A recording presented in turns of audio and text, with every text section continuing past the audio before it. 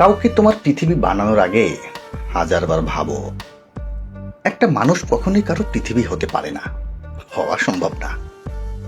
এই পৃথিবীর পুরোটা জল হলে তুমি ভেসে যেতে, পুরোটা স্থল হলে তুমি তৃষ্ণায় মরে যেতে। সব জায়গাতেই ব্যালেন্স লাগে। তোমাকে পরিমাণটা বুঝতে হবে। তুমি কতটুকু দিচ্ছ একটা মানুষকে, কতটুকু দেয়া দরকার। সময় থাকতেই প্রশ্ন করো নিজেকে। ভালো লাগা থাকবে, কিন্তু প্রয়োজনের অতিরিক্ত ভালো লাগা মানুষকে অন্ধ করে দেয়। আর অন্ধ মানুষ একটা হাত পেলেই তাকে ভরসা করতে শুরু করে।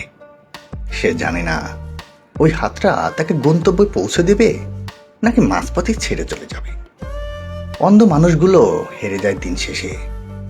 ভুল মানুষকে বিশ্বাস করে, তার উপর ভরসা করে নিঃশেষ হয়ে যায়।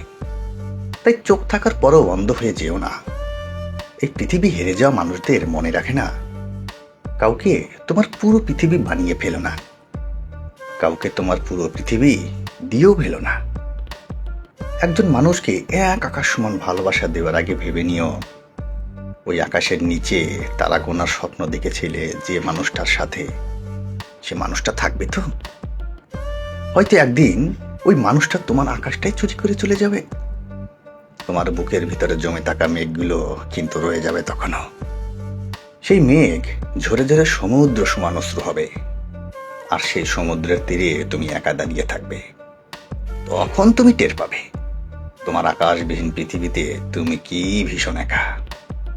কারণ একটা মানুষকে পুরো পৃথিবী বানানোর সময় তাতে হৃদয় নিংড়ে ভালোবাসা দিয়ে অন্য মানুষগুলোকে তুমি নিজের অজান্তেই সরিয়ে দিয়েছিলে দূরে, অনেক দূরে।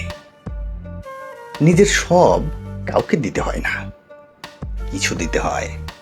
ওই কিছু নিয়ে কেউ চলে গেলে কিছু থেকে যায়। বাকি কিছুকে আঁকড়ে ধরে বাকি জীবন বাঁচা যায়। কেউ সব নিয়ে চলে গেলে কেবল শূন্যতাই থেকে যায়।